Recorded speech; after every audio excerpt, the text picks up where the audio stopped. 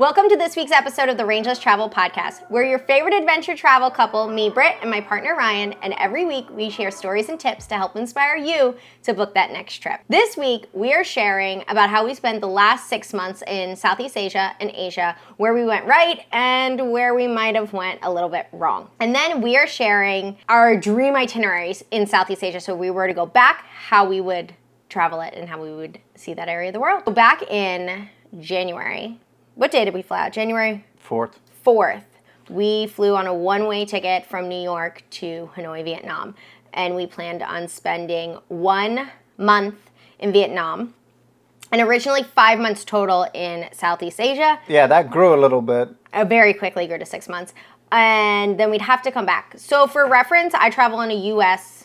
passport. And I travel on a Irish passport. Yes, just for reference for when we talk about visas and things like that. That's what we're traveling on. So we applied for the 30-day visa, like e-visa before you get there for Vietnam, which is pretty standard, but they do have different options in visas, but we did 1 month. We rode from Hanoi, the Ha Giang Loop, and then down to Ho Chi Minh City. Right. And it took us pretty much the whole month. Yeah, you need a month to do it. You can do it in 2 weeks, but like you're just flying and you're not doing the Ha Giang Loop in 2 weeks. No.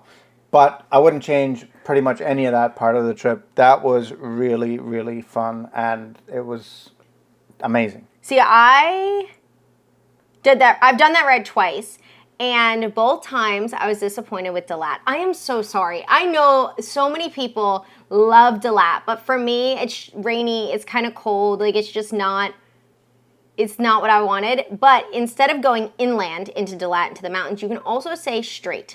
The people that we rent the motorbikes from, Style Motorbikes, they always advise to not go straight by the ocean because they pull over a lot of tourists over there for speeding and they write a lot of tickets and you have to pay off a lot of bribes. But with the speed that I go, like, I don't know, I just like feel like I'm not going to get pulled over, but maybe that's just like me being like, I'm invincible, I'm not getting pulled over. But I wanted to go see the sand dunes. So there's a town down there there's sand dunes by the beach. There's like a big yoga expat community. And like, I just have skipped that twice now. So that's the only thing I would change is I'd go there instead of Dalat. Right. I actually liked Dalat. It wasn't my favorite place, but the drive in to Dalat, I really liked. Yeah. Like coming from the north into Dalat was really, really nice drive. But it was downpouring at the time. Yeah. We were stuck in the rain. It was freezing cold, but the scenery was amazing. Going through these mountain passes, all the clouds around. There's waterfalls everywhere. Waterfalls everywhere. It was really cool. It's beautiful, but I've done it twice, both times, in the rain. Yeah. The only thing I would have changed about our time in Vietnam is I wanted to get to the Mekong Delta. Yeah. And go down there on like a day trip or 2 day trip from Ho Chi Minh. And we didn't get the time from that just because we were so exhausted from the month of travel we'd just done to get there. Yeah. That we spent an extra couple of days in Ho Chi Minh. Yeah. Yeah. Yeah. I agree. And I found that there is a ferry that you can get on with your motorbike and like go down to the Mekong to try to like break up some of that ride time. Right. So I think the only thing we would have changed different is if we had a little bit more time. Yeah. Like if we would have either done a visa run or got the 2 month visa. Yeah. But I feel like that's when you go anywhere, you're like, oh, I wish I had longer. Exactly. So beach and Mekong were like the only things we literally didn't see. Yeah. But only the one beach. Like we saw the beaches up north. And I love Vietnam. I would not go to Vietnam for the beach. No, it's not. It has a lot more other things that are incredible. The beach is beautiful. Yeah. It's not like breathtaking. But this is coming from someone, I grew up on the beach in Jersey, so it's not a beautiful beach here by any stretch of the means. It's just, I don't know. Yeah. I'm not going there for the beach. I'm going there for a 1 million other reasons. If you're going to Vietnam, you should prioritize other things. Yeah. There's a lot more there than just the beach. Okay, then from Ho Chi Minh, we flew to the Philippines. We flew into Manila. And then went to Cebu. We went to Cebu first. We flew into Cebu, yeah. Well, we flew to Manila and then quickly changed planes to Cebu. We just, it was like, no reason to. We didn't even leave the airport. I've been to Manila. Manila is, there's a lot of poverty in Manila, like extreme poverty, like some of the saddest things I've seen. And that doesn't mean like, oh, cut it out because like to guard yourself from seeing sad things. So like, no, go see it. That's some of the reason why you're traveling is part of it is seeing just how privileged you are and also, you know, give back where you can and what you can. But I digress. You don't have to go to Manila. You don't need to go to Manila. You just skip it, get on the plane and get to your next spot. Right. We went to Cebu. We were there for like 3 or 4 days. Yeah. We did mobile, we did the canyoneering and then we went to Siargao. Which I had Siargao built up in my brain so high. I've been wanting to go to Siargao for years. Siargao was like in the 1970s. There was a bunch of like surfers were going out there and like the waves are incredible and amazing and it's like off the beaten path and it is not easy to get to. It's a lot of flights, a lot of like, it takes a long time to get to. Right, but that's anywhere in the Philippines, really. Anywhere in the Philippines is going to take you a long time to get there. Now, unfortunately, we got there and we went because we wanted to go, but we didn't go at the right time. The Philippines has rainy season and rainy season in the Philippines is full on, like downpouring. You can't do anything outside because it's just like... Yeah, and it's... But the good thing with that is because there's like literally a bajillion islands in the Philippines, that's an exact number. By the way, there are 1 bajillion Philippine islands. And not all of them are rainy season at the same time. So where we messed up is instead of just going, we were like, we want to go here, we want to go there. We should have just looked at the time of year that we were going. The time of year it was. And scheduled around that. Which is so silly and 100% my fault because I knew that the Philippines was like this. The last time I went to the Philippines, that's what I did. I just went to where the dry season was and not the rainy season. But that meant I skipped Siargao. And this time I went, I was like, I'm not skipping Siargao again. Like, I need to go. People get stuck here. Everyone I know that's ever been, like, loves it. And because of that, I was like, whatever. I don't care if it's rainy season. I'm going. Yeah. But we caught it right at the tail end of the rainy season. Yeah, so there were a few people in our hostel that were saying, like, yeah, like, up until, like, last week, it rained just all day, every single day. So you guys actually came, like, at a good time. And we, like, the days that were nice, we loved it. Yeah. Loved it. Yeah. I just wish there was more nice days. But it's okay.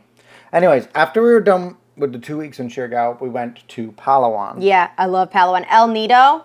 Yeah. That's my place. Best diving.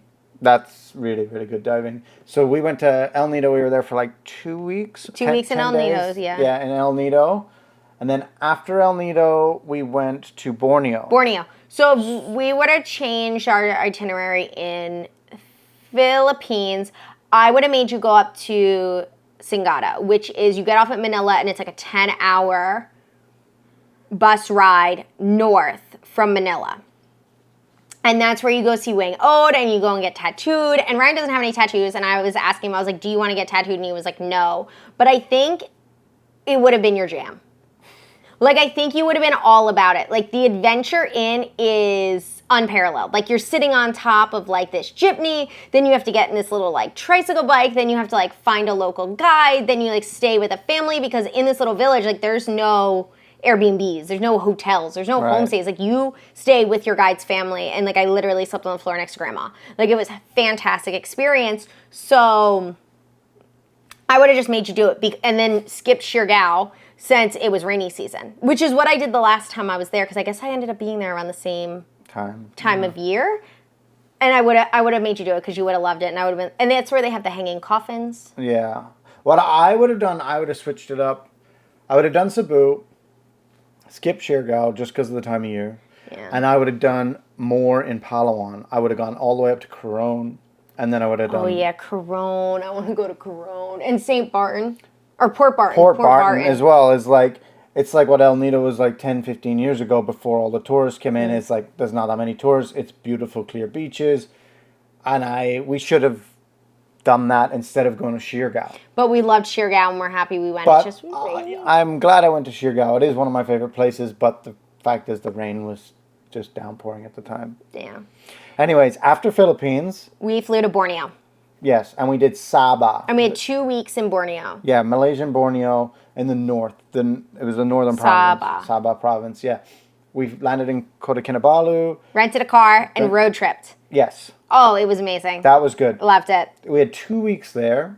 So we did all the way across west to east, all the way to Sepalak. We did the orangutan conservatory. Sun bears. Then we went down to the Kinabatangan River. We went out on the river for like 3 days in a row, looking at wild orangutan out in the wild, and seen all sorts of wildlife. It was incredible. Really cool. It was incredible. We are like have this obsession now with orangutans. We're like, we love orangutans. Yeah. I wouldn't change anything about our itinerary there. No. We did it fantastic. And then the road trip. Do the road trip. In Malaysia, it's cool. If you go to Malaysia and Borneo, do the road trip. Like, rent a car. If anything, I would have added time to it. Yeah, that's the only thing I would have changed. We more went, time. We east to west, and then we went back. Yeah. I would have liked to have gone up to the north a little bit, seen some of the coastline. I would have liked to go and dive at Sipadan with the sardine run, and also go out to Turtle Island. Yeah. Just Those more would time. have been cool, but they're expensive. That's the thing. More time, and we need more money. Then from Borneo, we flew to Thailand, Bangkok. We were there for 10 days. I'd never been to Bangkok before. There's a lot to do in Bangkok. It's a big city. It's a big city. It's a food city. It's an entertainment city. It's a historical city. Right. It's a religious city. It's a spiritual place to be. It has a lot of history. Whatever you are into, they have it in Bangkok for you. Yeah. So we spent 10 days there. Loved it. Most people don't. Most people spend like 3 days in Bangkok and they head out. But we stayed there. We worked. We also got sick. So it was actually nice that we had a lot of time. We were there. Yeah. And then we picked up some like tech stuff that we were missing. Yeah. Or lost or damaged or whatever. Yeah, because we were in a big city. So you can kind of like refuel and like pick up anything you need. Because again, big cities have everything. And I love Bangkok. I didn't always, but I do now. No, I like Bangkok. I might have cut that down by a couple days, but like a week maybe. 10 days was a little bit much. It was hot. It was hot. Bangkok's very hot. Yeah. So, but because we weren't feeling well, it ended up being good that we had 10 days. So then from Bangkok, we flew to Sumatra. Yes, then we flew to Sumatra. And we rented motorbikes. Again. And we did Sumatra on motorbike. Yeah, we went up to Bukit Lawang with the orangutans. Wild orangutans, or like semi-wild that used to be in a... Some of them are wild-born. Some of them were in a rehabilitation. Used to be a rehabilitation center that closed down, and now they're like semi-wild is what they call them. So we were there. Then we went into the jungle, which was one of the best adventures that we've ever done. But then you got very, very sick. So sick. Like on the last day in the jungle. Yeah, one of the most sick I've ever been. And you were sick for like a week straight, so we were stuck. Yeah, so we were kind of stuck there because I was just both ends, like not good, like horrific. So there's not much we could do about that. Yeah. Because we only planned to stay like 3 days up there. And I feel like when you're nauseous, and vomiting, like there's really nothing you can do. Like you can't just like push through vomiting. No. You can't just be like put on your big girl panties and like tough it out. It's like nope, you're not moving, you're not doing anything. You're just gonna lie there until it stops. And so we got stuck there for a bit, unfortunately, because Sumatra's beautiful and wild. Yeah, and then we went down to Barastagi where we climbed the volcano, which was really cool. Then we went in all the hot springs, which were really, really nice. Yeah. And then we went down past that big waterfall, the biggest one in Indonesia. Yep. Sepiso Piso, I think it was called. Sepiso Piso. That was really Lake cool. Toba. Looking out over Lake Toba. Then we went down we drove around Lake Toba, went onto the island in the middle of Lake Toba. Yeah, but remember we missed the ferry. We missed the ferry and it was a nighttime. And so we were supposed to take a ferry and the ferry was going to take us straight over. Unfortunately, we missed the last ferry. So then we had to take like an extra, like I don't know how many hour ride in the dark to get there. I think the ride took us about 5.5 to 6 hours in total. It was not ideal. After we went to the waterfall, which was all done in one day. So we went to the waterfall and then we had a 5.5 hour. It was a 3 hour ride to the waterfall. Then we had a 5.5 hour ride to where we were staying that night. Yeah, it was bad. Yeah. It was a lot. Too much. It was not a great travel day.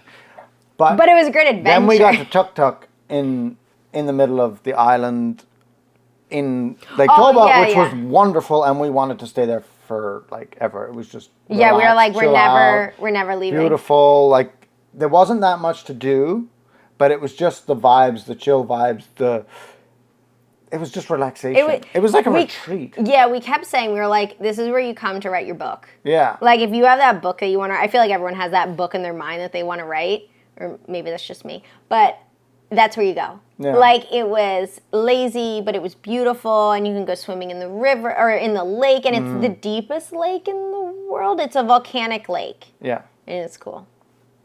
Then, so from Lake Toba, we drove back to Medan, and then flew back to Bangkok again for Songkran, which is the famous water festival. Yeah.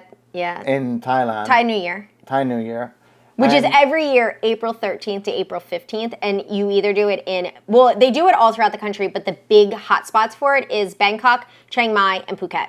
Yeah. So, like, Ryan's, like, favorite thing. He was so excited. Mm-hmm. We have a bunch of clips on our Instagram and our TikTok. So if you want to see some of the clips of Ryan doing, like, just like wiling out with his water gun. Yeah. A lot of fun. I wouldn't change that. No, that was really perfect. Cool. And then from there we flew. Then we flew to Bali. Yeah. Then we flew to Bali. Oh my gosh.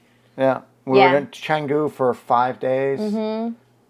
And then Lombok. I really like Canggu. And I love Canggu. Canggu, I lived in Canggu. I could have stayed there for like an extra week, honestly. Canggu is super livable. It's also very touristy. Yeah. It is what it is. The traffic's crazy. The traffic's horrific.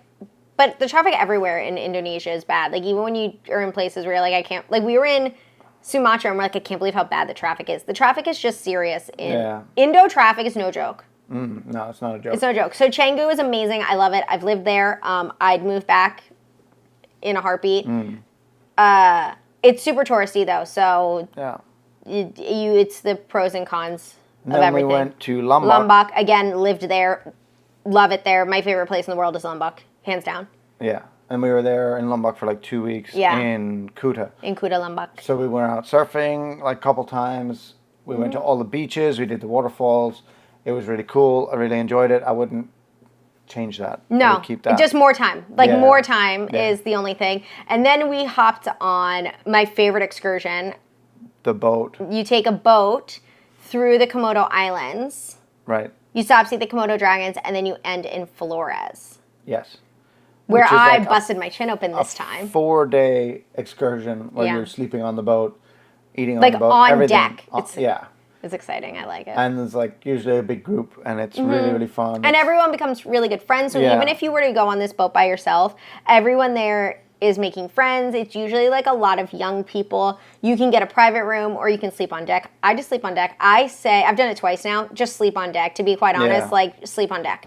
It really like gets you integrated with everyone, and you make really good friends. They have like a party on the boat. You go snorkeling every day. You jump off and go like swimming. We swam with whale sharks on the boat, which is a little we love swimming with whale sharks. But it was just like the way it was done was a little I don't know. Yeah.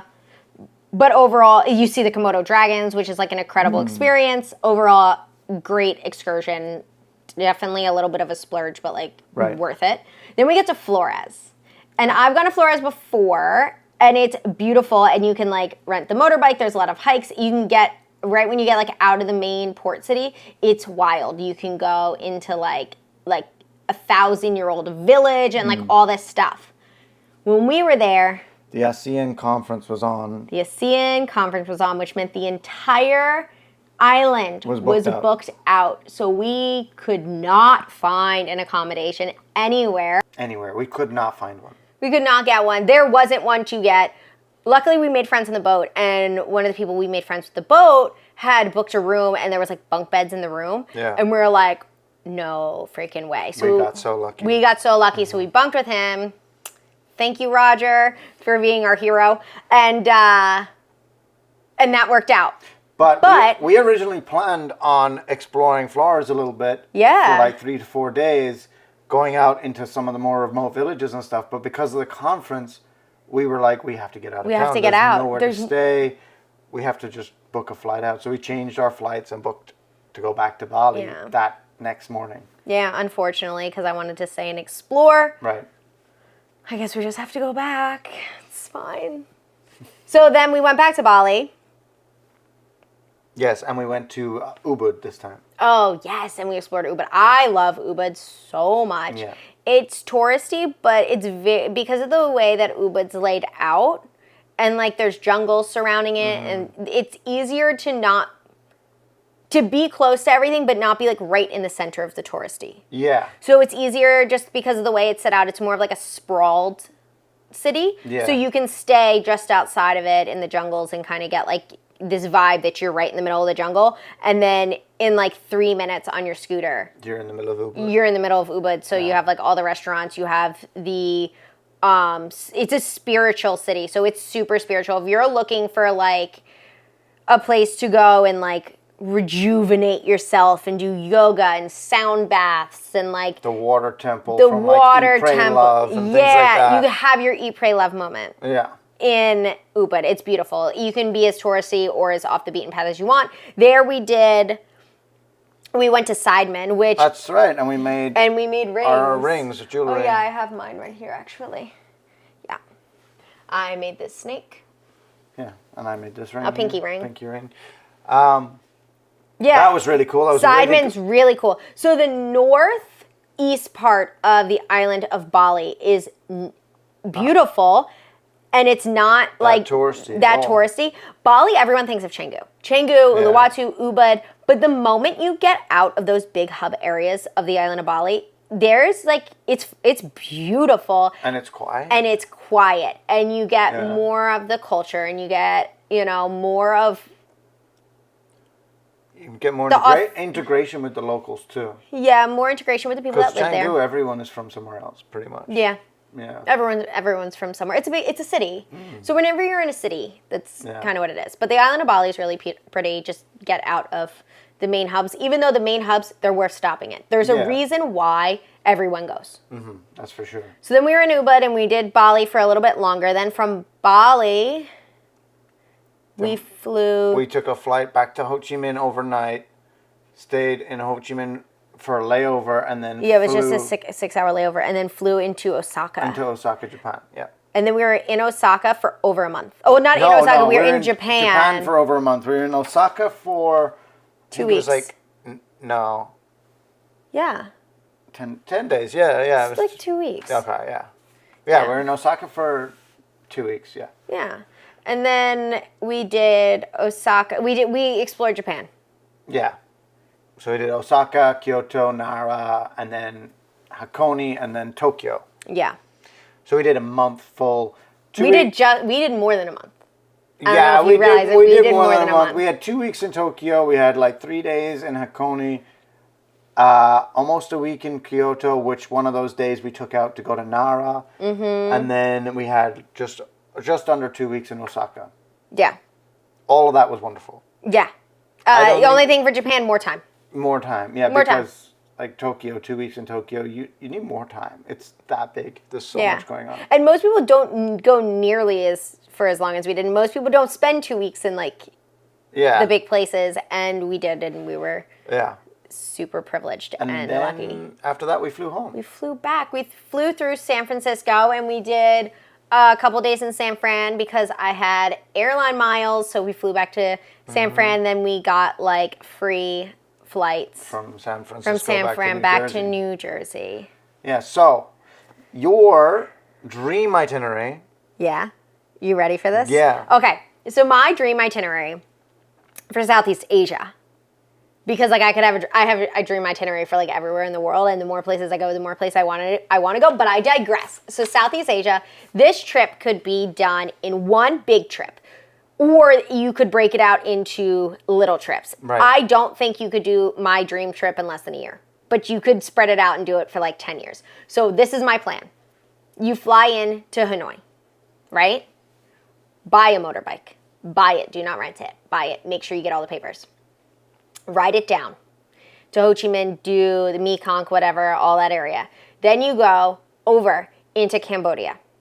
Then you go north of Cambodia. So you're snaking, right, through Southeast Asia right now. You're going north into Laos.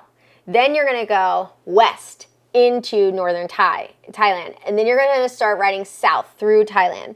You're going to get down to Bangkok, and then you're going to go towards like the islands. There's ferries and stuff. And I know that there's a ferry somewhere that you can go with your motorbike from Thailand to Malaysia. You're going to get on that ferry. I don't know what it's called. I don't know where the port is, but I know it exists. I know it does. You're going to get into Malaysia. You're going to go all the way down Malaysia to Singapore. And then you're going to get into Singapore. Now, once you're in Singapore, there is a ferry that goes from Singapore to Medan. It's like not even a long ferry. So you get on, you get your bike on, and you go into Sumatra, to Medan and Sumatra. Then you're going to motorbike all of Sumatra. Once you're in Indonesia, there are like big car ferries / bike ferries that go between a lot of the bigger islands.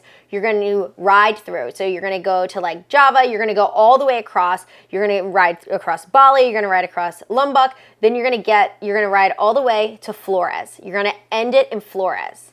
But you're going to have to go back to Bali or something like that because you're not going to be able to sell your bike in Flores unless, this is my other thought. So if you were doing this for like a while, I think you could do this trip in a year. To be honest, I think you could do it in 10 months. But to like really like enjoy it, you could do it for like a year or longer. Right.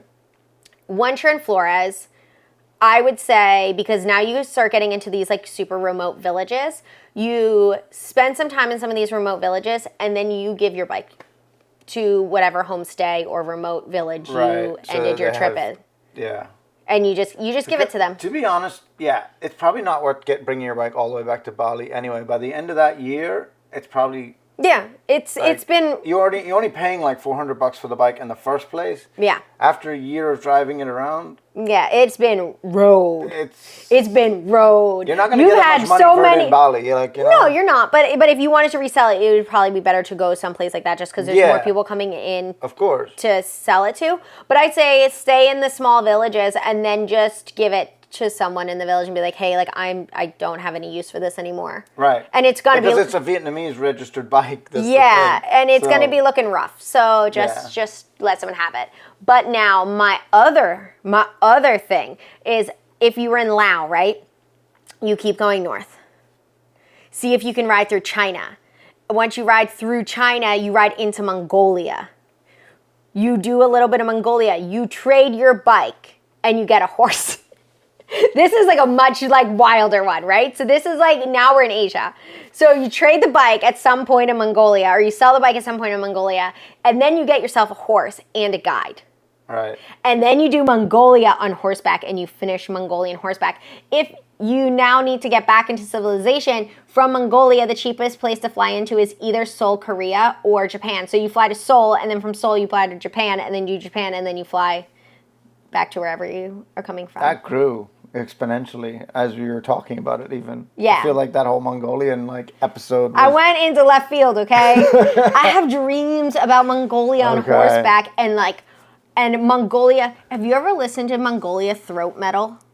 No, I haven't. Oh, it's good. But now it's my turn to talk. I'm sorry, I got excited. I'm planning trips, I'm excited. Yeah, my itinerary, I'm flying straight to Borneo. Not straight, but I have to go to Hanoi. Not Hanoi. One of the hubs first. So Bangkok, Kuala Lumpur, somewhere Singapore, to get in. You're flying into one of the cheaper places to fly into. And then get to Borneo. I would spend a month in Borneo. Wait, where Borneo? Like Malaysian Borneo or Indo Borneo? I would start in Malaysian Borneo. Okay. I would probably spend more than a month because you can do a visa run between Malaysian Borneo and Indonesian Borneo. Yeah, but you get 90 days in Malaysia. With your Irish passport, not 30 days. You get 90 days. So then that's good. Yeah, so you might be fine. Yeah. I do Sabah. I would do the north, do the diving in Sipadan and Turtle Island. I would head down into an Indonesian Borneo, which is more remote and harder to get around. So you want to be renting a scooter. And then I would take the flight to the Bat Caves in the middle of nowhere where there's no way in or out without taking a flight. You have to fly. Go to Brunei. And then from there, I would go to the Philippines.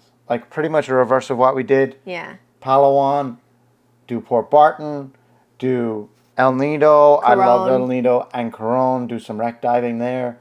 And then head to Siargao if the timing was right. And spend the 2 weeks in Siargao.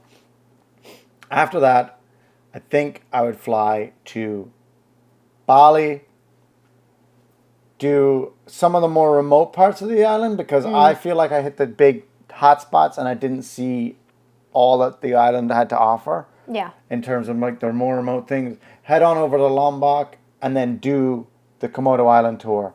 That, I don't think you should miss that. You should have no excuse to miss that one. You do it again. I would do it again. Yeah. But this time I would spend more time in Flores, probably another 2 weeks in Flores at the end, exploring the whole island as much as I could in that time. After Flores, I would fly to Thailand. And I would do all of Thailand because I only got to see Bangkok. Yeah. And that... You got to do Thailand. Yeah. Thailand is probably the more traveled country in Southeast Asia for backpackers. It's probably the most traveled, and there's probably a reason for that. So I would like to see more of Thailand. And that's my dream. From Thailand, then I'll up to Vietnam and do it backwards. Do Ho Chi Minh all the way up to Hanoi and Ha Giang. And then stop up there. We could integrate our plans. There's a lot of, like, Southeast Asia, it's a big area, but, like, it's not that big. Because it's all, like, islands and small peninsulas and things like that, you're crossing paths all the time. Yeah.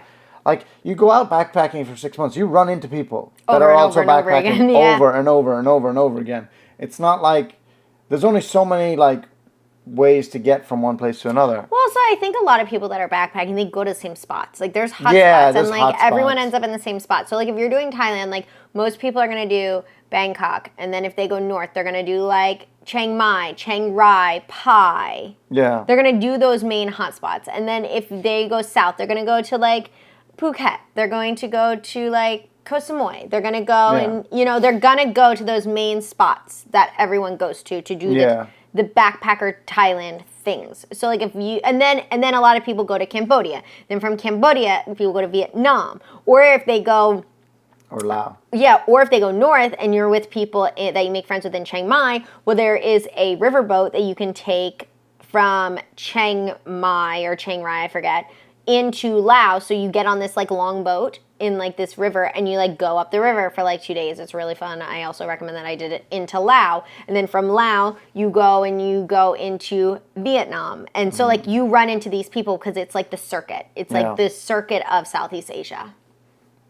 Yeah, but I want to go back. I want to go back too. It was only 6 months. It wasn't nearly long enough. Yeah.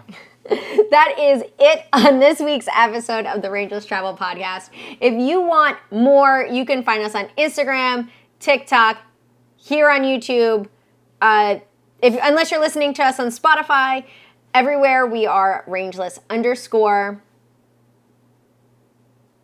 And that's it. I think we'll see you next week. We will see you next week. Bye.